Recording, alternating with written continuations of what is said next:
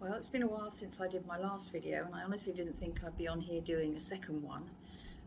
But events here in Cyprus over the last few weeks have really been taking quite a tragic turn for the worst. I was actually doing a video yesterday, which I was going to upload this morning. But I went to see a friend yesterday, and she's a very good friend of mine. She runs a business, and I went to see her at her shop. And she was looking very down, very sad, and she told me, Pauline, I had to have one of these. My whole family did, because we simply cannot afford what the government is doing to us. I don't want it, I didn't want it, none of my family want it. We didn't have a choice. And she was telling me this as the lady next door, who also runs a shop, came in, and she was holding a piece of paper. And that piece of paper being put under her door of her shop while she wasn't there. So they did it deliberately while there was nobody around.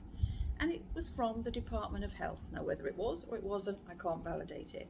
But this piece of paper was telling her that she had to check that all of the people that came into her shop, and she was obliged to check that they have a safe pass. Now, for people that don't know what a safe pass is, in Europe, it's something that's been issued here where you have to carry this to show that you have had one of these, or you've already had the virus, or that you've had a PCR or rapid test to prove that you're negative.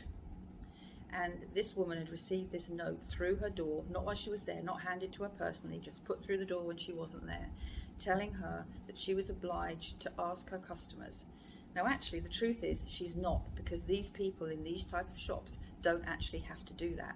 But what is this government doing? They're forcing people, they're coercing people, they're bullying people into doing things. And it's just wrong. Now, yesterday they issued a new 29-page directive, 29 pages, for goodness sake, of all the things that you can and cannot do. And the most important thing of all is the wording that's in it, because they're starting to use words like punishing people for not going ahead with what they want. They're talking about using words like moral responsibility on children, for them to have one of these, because it's their moral responsibility to the greater population, to the public, and to their family, and to their friends.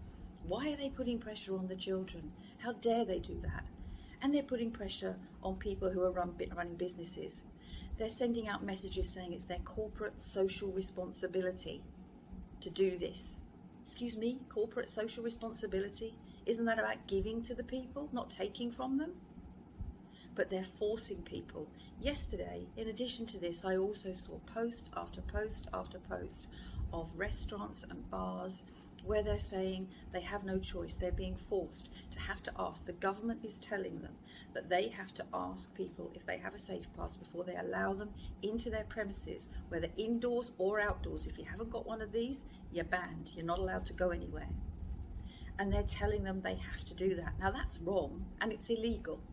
The Data Protection Act here says you as an individual do not have to disclose your personal data to anyone other than an official.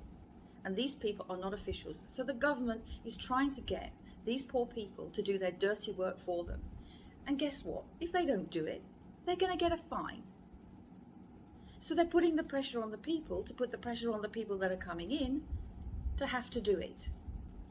It's underhand, it's undermined, it's disgusting. These are people that are elected by us to represent us. What are they doing? They're bullying, they're forcing, they're trying to force through an agenda. They're trying to come after our children. Why are they coming after our children?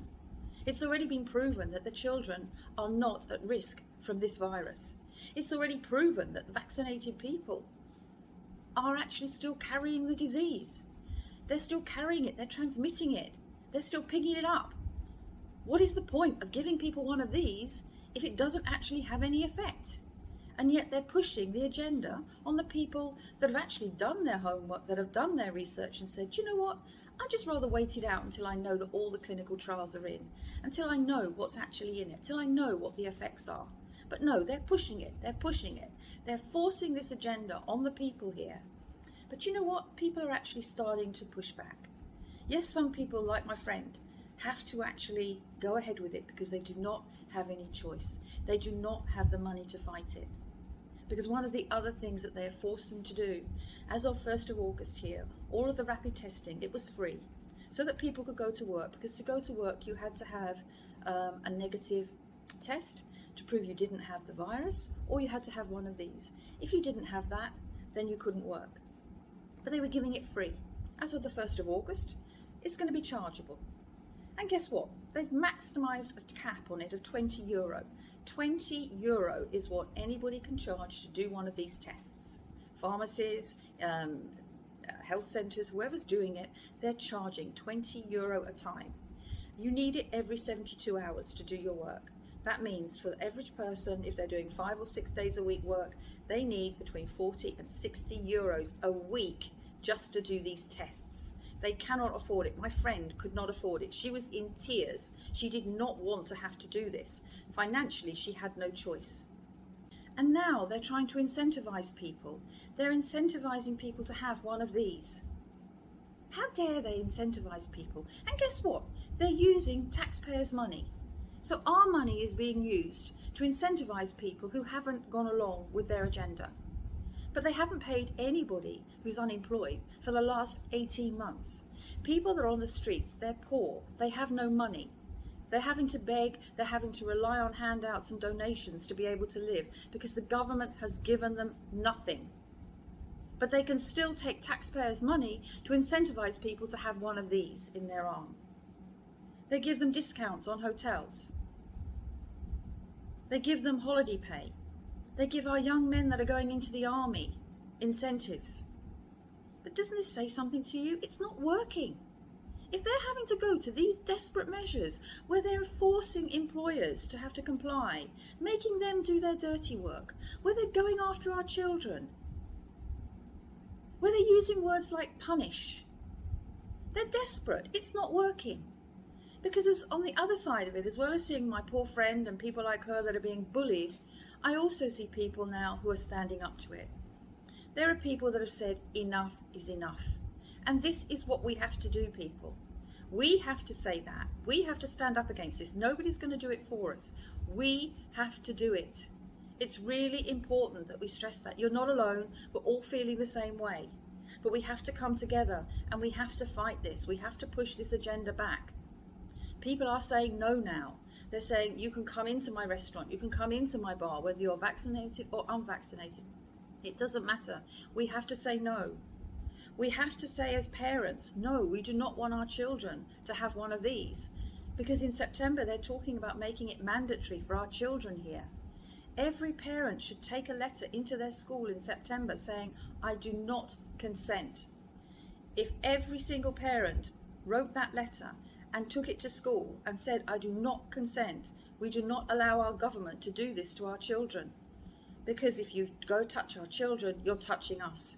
And that is one touch paper I wouldn't want to go anywhere near, because we will always protect our children.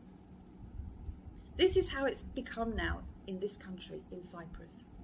We're being bullied, we're being forced, we're being punished any way we can and any way they can to make this agenda go through. Why? Because they're desperate. They obviously haven't got the numbers that they thought they had. People are turning around and saying, no, we don't want it. So what do? They bully us to try and make us submit. But I can tell you, yes, some people have to because they have no option.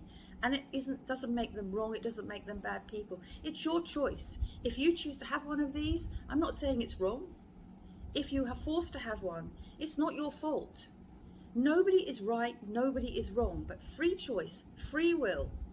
Having the right to make our own decisions is our right. It's in our constitution, and they are trampling over our constitution. How dare they? They are elected. They have no right to do these things to us. People, we have to push back. Keep doing what you're doing. Join together. Say no. Parents, say no. Restaurateurs, say no to these people. We, the people, can make this happen.